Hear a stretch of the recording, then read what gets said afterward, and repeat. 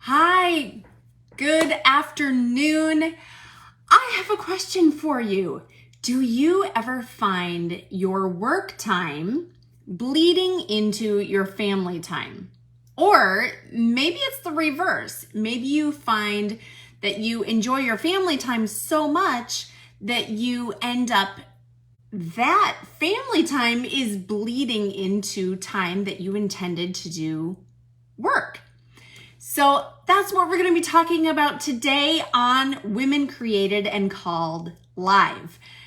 Welcome. I'm so glad you're here. My name is Beth McGrain-Tran, and today I am sharing with you 6 tips to avoid the time bleed. This is something that happens to many of us, I think. I think this is it's so easy for us to get caught up in what we're doing and lose track of time. All kinds of things can happen. But let me share with you a little bit about where this showed up in my life.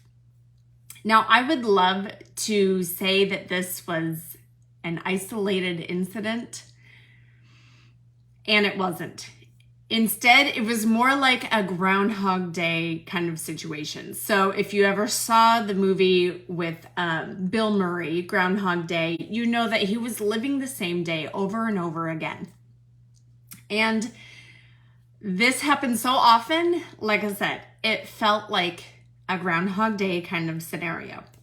So I had lots going on in my business. It was new, and I was less than a year into, being on this entrepreneurial path. And I had a lot going on. It was 2020. There was so much going on in life. There was so much going on in my brand new business. And I had deadlines that I had set for myself. I had work piling up during the day. And I found that I wasn't separating them very much. I have all of these things to get done, and somehow they get done. But that meant that I was often having that work time bleeding into family time. And instead of having dinner with my family and talking with them about how their day had been, or enjoying a movie or a game with them, I was very often sitting behind a computer trying to catch up on things that I didn't get done during the day. And I was trying to get things finished up. Now, I might have been physically there with my family, but I was not present. I was not available to them.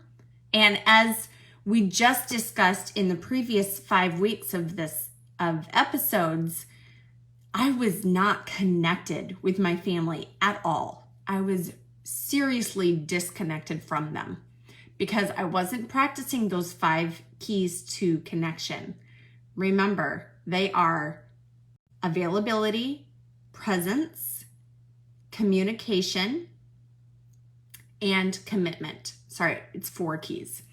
And I wasn't doing any of that. And I was staying up really late, and we're talking like until about 3 or 4 o'clock in the morning. That was not an uncommon thing.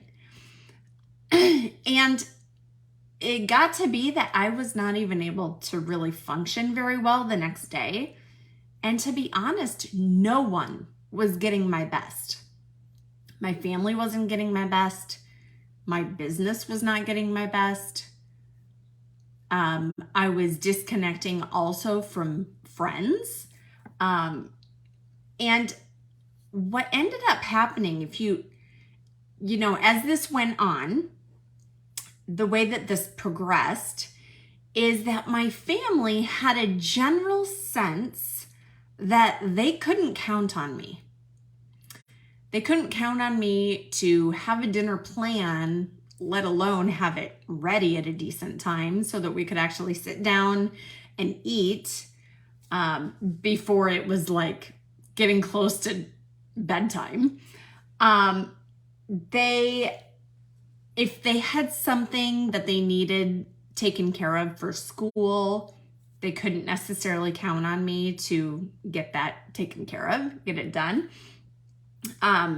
They couldn't count on me to be available to do fun things together, or even to remember something that they had told me. If one of my kids, and if you don't know anything about me, I have 4 kids. They're now teenagers. But, this was it was a tough year for everyone. And I was not being available to be there for my family and my kids. So if they shared something with me, I wouldn't even necessarily remember it. And what this came down to, the result that all of this created is that they didn't trust me to be there for them. And honestly, I didn't trust myself to be there for them. So what I ended up doing is I quit making promises and I disconnected from them. And the real kicker is that all of this was happening and I didn't even really realize it. I had a general sense that things were not great, that I didn't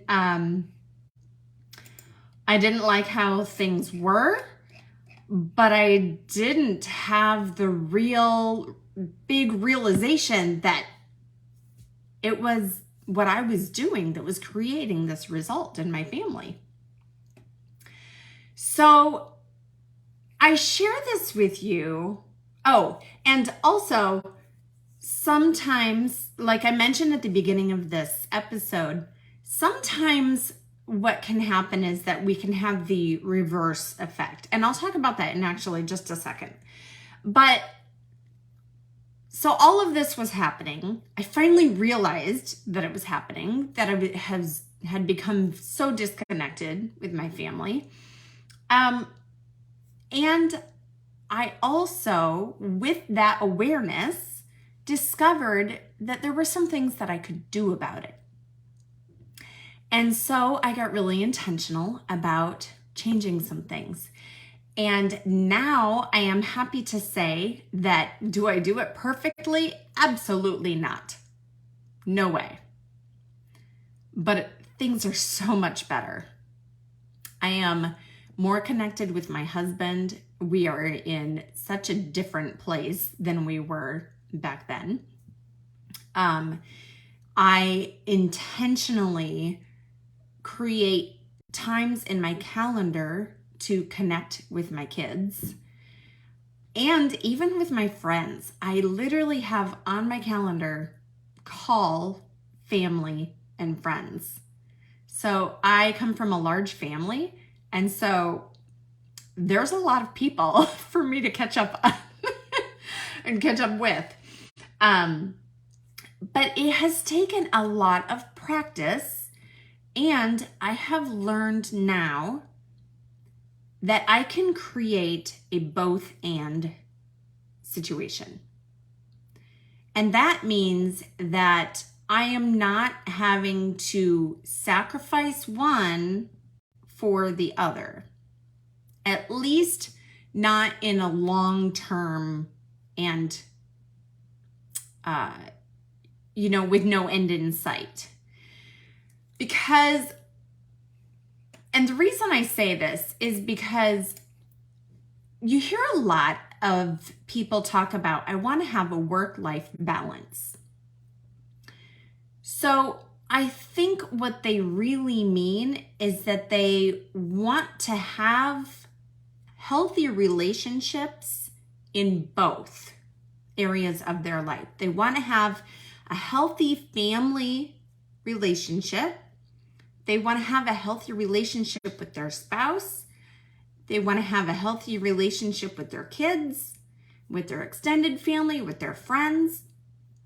And and they want to also have a healthy relationship in their work, whether that's with coworkers or if they own their own business.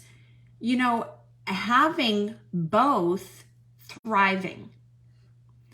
And I think that's what people mean when they say they want balance. Well, here's the thing. If you're talking about balance as in being equal time in these different areas of your life, that is a fallacy. That is not the thing to be striving for.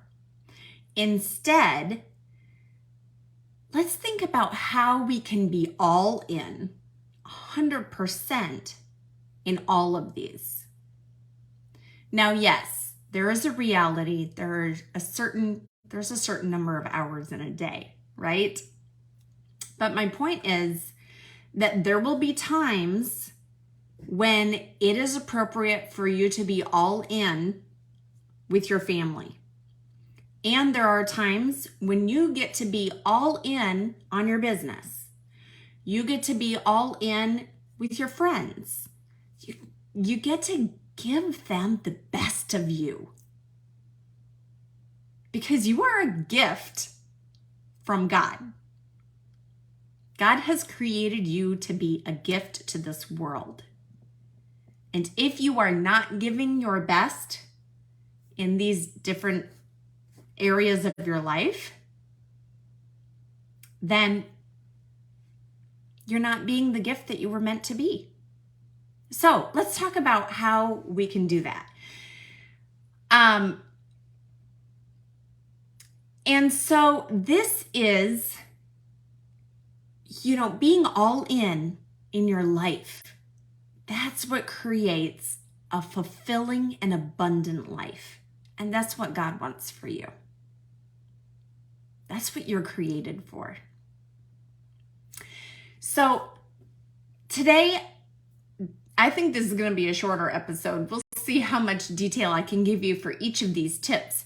But today, I want to share with you 6 tips. And these are just things that I have found helpful in my own life to help create not balance, but more so opportunities for me to be all in with my family and all in with my business and friends too. So it's really about creating and using time blocks in your day. And then here's the kicker: keeping your commitment to those. Now, it's not necessarily a rigid thing where I must do the exact task that I set in that time block. Come heck or high water.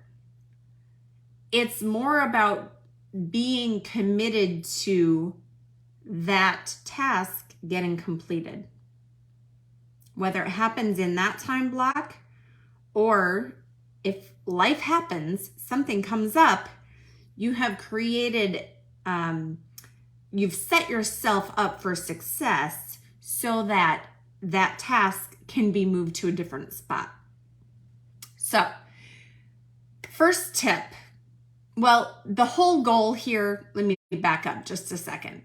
So we are keeping our commitments to faith, family, and work, etc., and they aren't robbing from each other. We don't want our time with our family to be robbing time from work, or vice versa. We don't want work to be robbing time from your family. So, very first tip is get it out of your head and onto paper. Now, this could be physical paper. This could be digital paper. It could be in a Google Doc. There's so many different possibilities to get your thoughts out of your head and in a more objective place. When you're looking at it outside of your head, it helps you be more objective. And the reason this is the very first thing is because sometimes, say for example, you want to create a morning routine. Sometimes you might be thinking, I have a morning routine. I do this and this and this and this. And that's great. But what I would say is if you're having trouble sticking with that, then it could be that it's not so clear in your head. For me, if I leave things just as thoughts in my head, they are not likely to, it doesn't set me up to really follow through with them. It helps me so much to take it out of my head, put it down on paper. Or like I said, I love to use Google Keep. I will grab my phone and I will just put whatever thoughts I have into Google Keep. And then I'm able to, if it's appropriate, if it's helpful, I can take those notes and I can transfer them into a Google Doc, a document. And so for me, that's been very helpful. But we want that objectivity and clarity that comes from taking it out of your head and onto paper. Okay, so the second tip, set up clear time blocks in your day. And as you think about your day, you can break it up into chunks. And these chunks are going to have different characteristics about them. So these time blocks, you might have an early morning time block. You might have a time block that is, around breakfast time. You might have a late morning time block. You might have a lunchtime. You might have an early afternoon. You might have evening, and you might have nighttime, and then maybe your bedtime time block. So that's just some that you could use.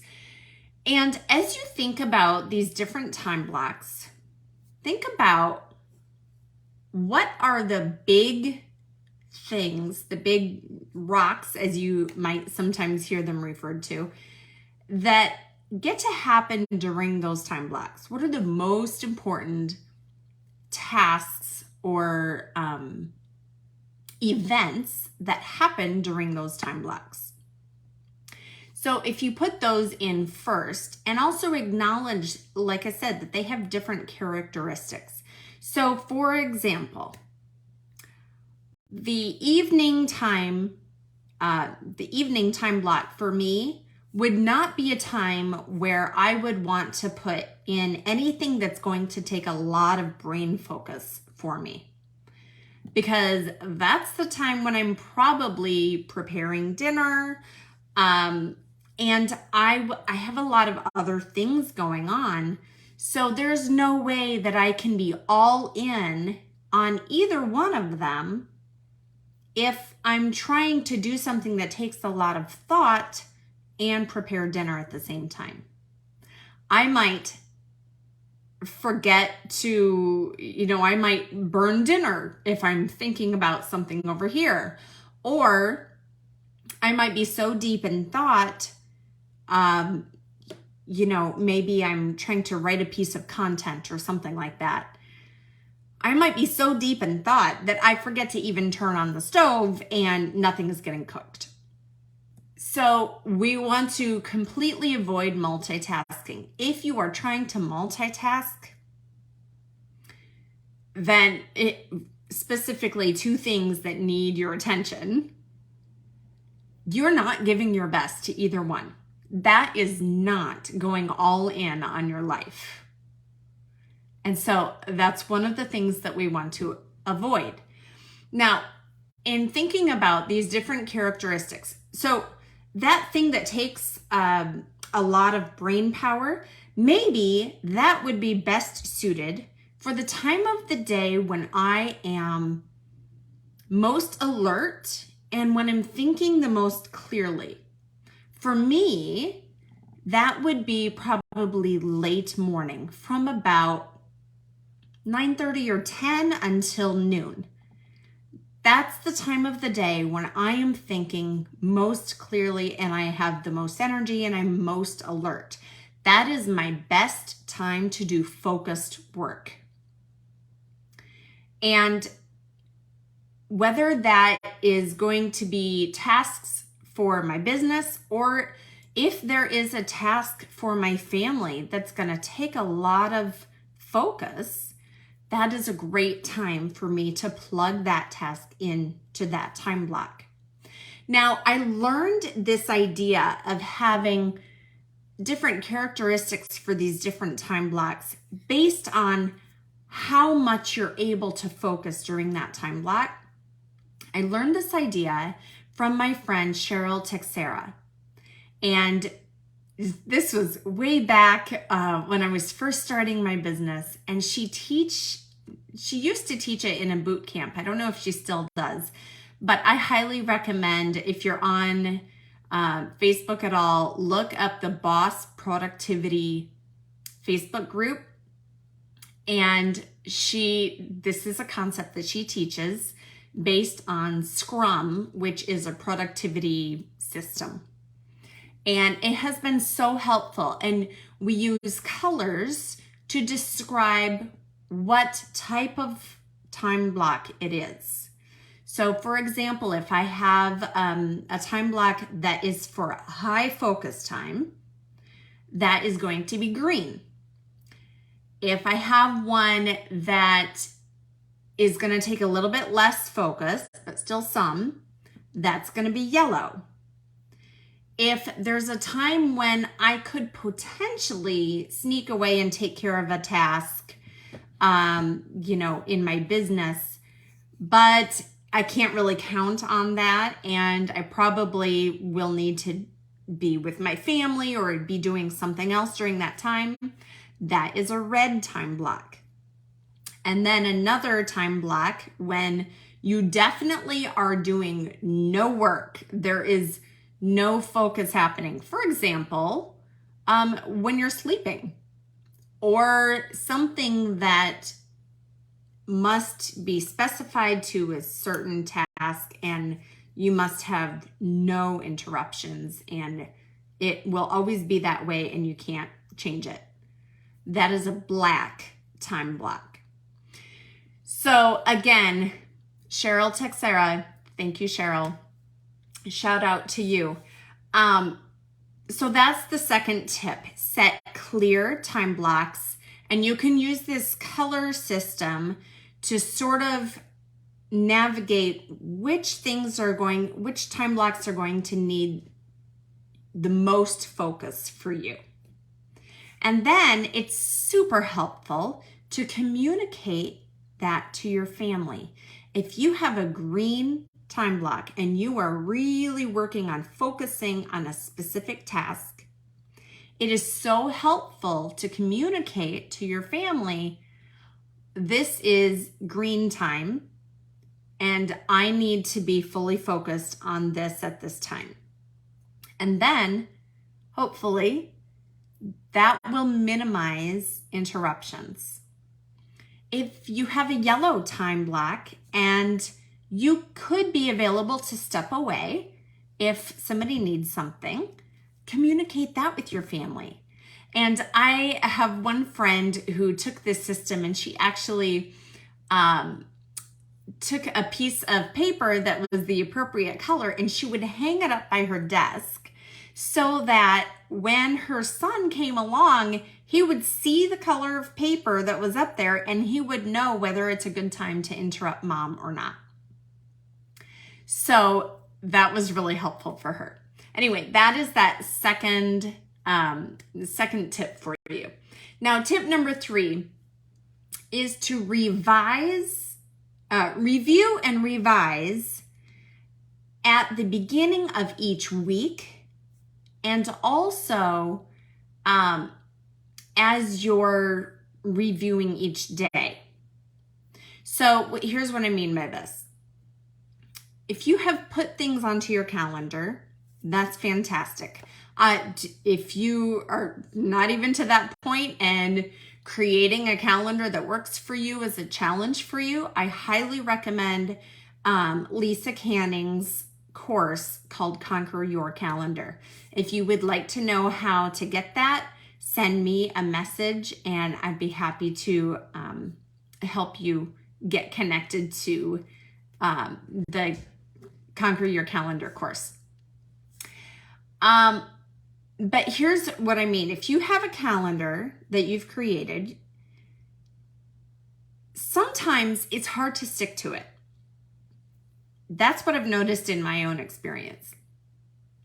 But what I've noticed really helps is at the beginning of each week, you are looking at what's coming up for that week. Okay? Now, you might have regular things on your calendar, especially if you have these time blocks marked and specific things that you want to happen during those time blocks. But what worked for you last week might not work for you this week, because maybe you have an appointment that you had to schedule during one of those time blocks that would normally be let's say, for example, I have a time block that is breakfast time. Breakfast and connecting with my family. Well, if I was only able to get a doctor appointment at, say, 8 o'clock in the morning, then that's when that would normally be during that breakfast, early morning time block. And so that needs to be adjusted this week or at least for that particular day, because it's not going to work the same way that it did last week. So this is what I'm saying. On Sunday is ideal. Sunday afternoons is when I have time set aside to do this.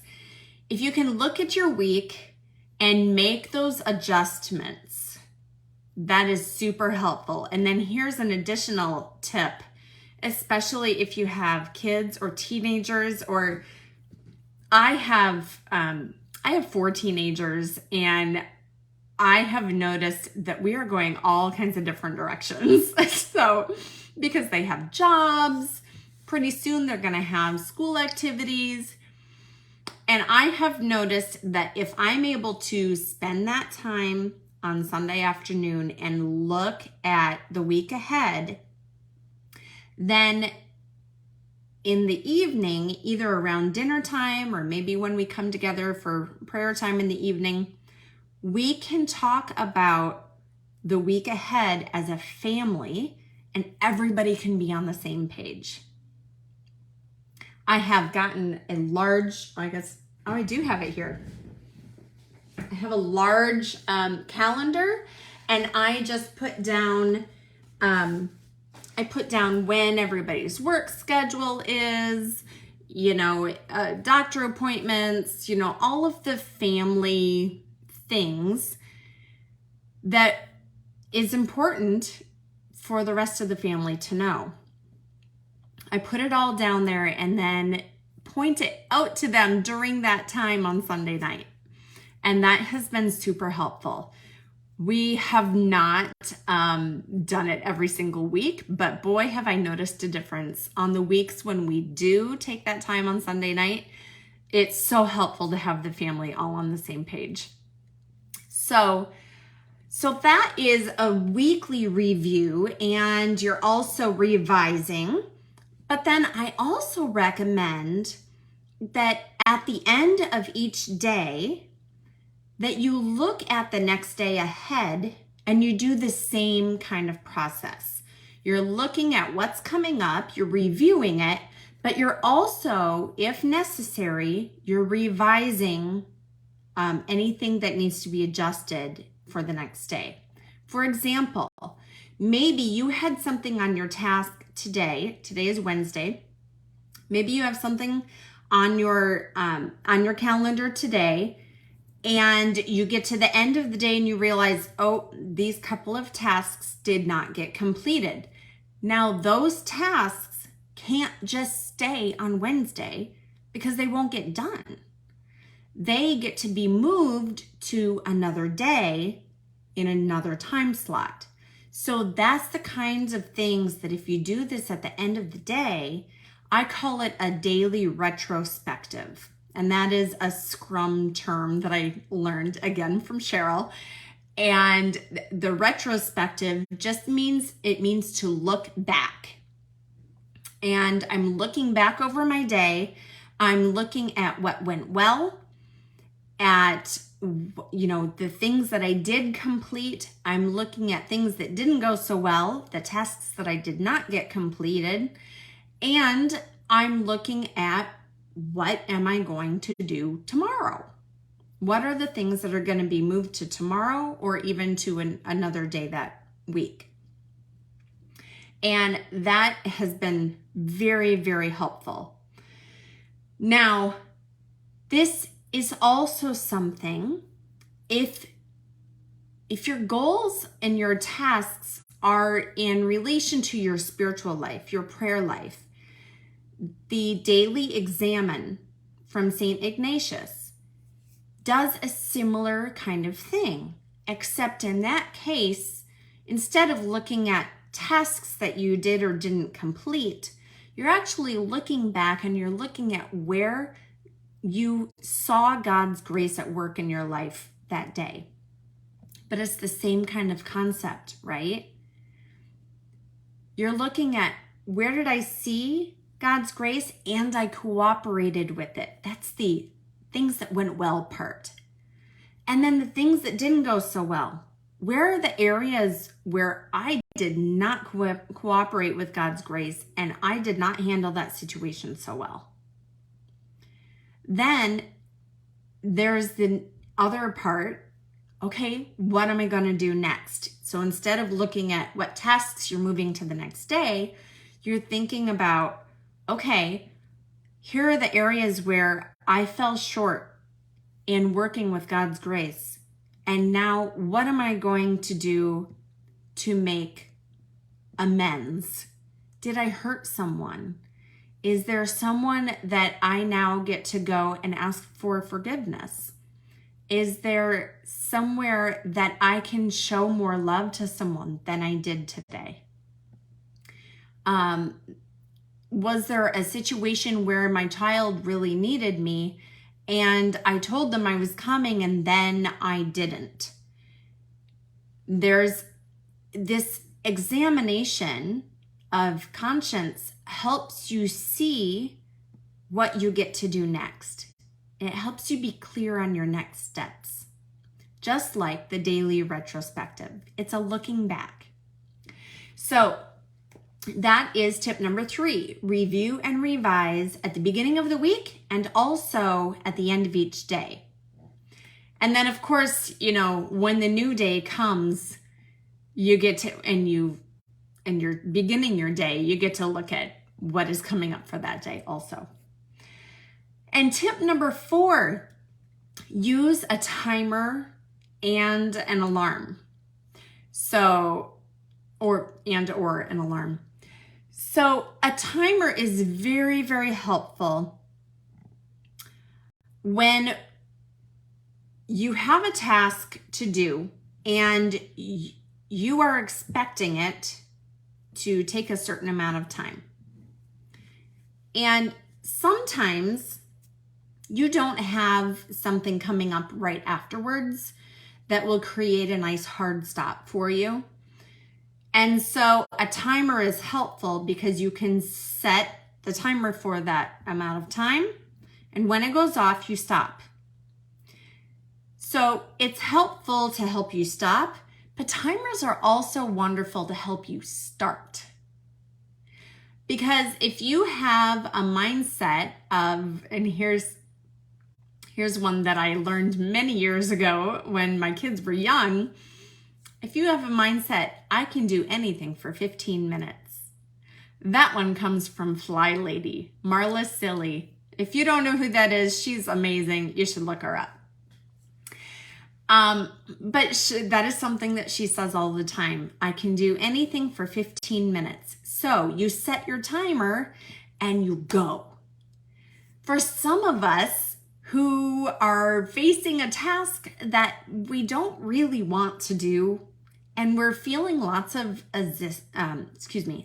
resistance in actually starting the task, that timer can be all it takes to get you to actually move into action. So it helps you start and it also helps you stop. Now, if you are doing a task that is, maybe you're doing focused work and you are going to be working at it for a longer period of time, an alarm can be helpful. Especially, I find alarms super helpful if you have a hard stop. For example, one of my work blocks usually is I have an afternoon work block, and I need to stop by 3 o'clock so that I can be ready to go and pick up my kids from school. And they get off at about 3:30. So that gives me a little bit of cushion if there's something I need to finish up quick or straighten up my desk or whatever it is. But I have an alarm that goes off every day at 3 o'clock because that reminds me, it's time to wrap up work and shift my focus to my family. So this allows me to not be worried about the family stuff when it's focused on work time. And it allows me to wrap it up and stop it completely so that I'm not worried about those things when my focus is on family time. So that is how I can be all in on both. So that's tip number 4. Use a timer and or an alarm. And you can find, of course, most of us have these on our phones. You can also get, if you don't want to have a phone near you, you can also use, like an egg timer or a kitchen timer of some kind. You can get very inexpensive little timers at the dollar store. So there are many, many solutions. Okay, tip number 5, keep your word and get connected to what happens if you don't keep your word. So here's what I mean by this. Remember how I talked about earlier when you have set up your calendar and you have an intention to do a certain task at a certain time on your calendar. The intention is more important than the time that it gets done. Now, there's a caveat to that, because if you get it done during that time, that's fantastic, and you're going to feel wonderful that you stuck with it and you got it done. Because if you don't get it done, and here's where we get connected to what happens if I don't complete that and keep my word that I am going to do it at that time. What happens if I don't keep my word? Well, like I mentioned earlier, that task now gets to move to another spot. If that happens too many times, then you may end up at the end of the day, like I did back in 2020, and I was struggling so much. You may end up at the end of the day feeling like you have mountains of tasks around you, and they look so big that you get completely overwhelmed and you don't know how you can even begin to climb these mountains of tasks. It's a metaphor, right? But it feels like you're surrounded by mountains. I actually had a coach say this to me at that time. He said, you are creating mountains for yourself all day long. And then at the end of the day, you wonder how you will ever climb them. And he was right. That was exactly what it felt like. So that's why I bring that up again. So if you choose, remember, it's always a choice. You're always making a choice. Are you going to complete that task during the time when you had planned to do it? Or are you going to need to move it to another time? Don't let this lead to shame. If you do need to move it, like I said, sometimes life comes up and that's okay. It's not a problem. You can still have peace in the storm when you know it's all right. I'm going to complete this task still, but it's going to move to tomorrow at 3 o'clock or whatever the time is. Then you can have peace in that present moment, knowing that task is still going to get done. You don't have to use the brain power and use up energy thinking about and worrying. Worry takes so much energy. You don't have to be worrying about whether that task is going to get done. So, like I said, don't have any shame about it if you need to move it. It's okay. Just use it for awareness and motivation.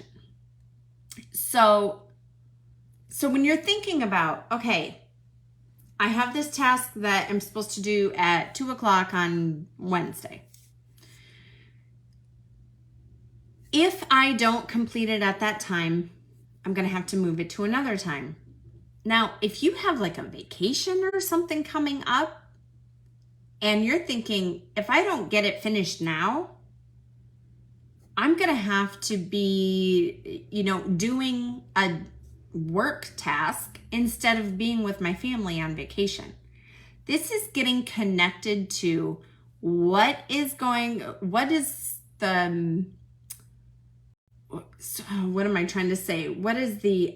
consequence of not doing this task at this time. Use it as awareness and motivation to love. And I say motivation to love because that task, hopefully the reason behind doing that task in the first place is to show love in some way.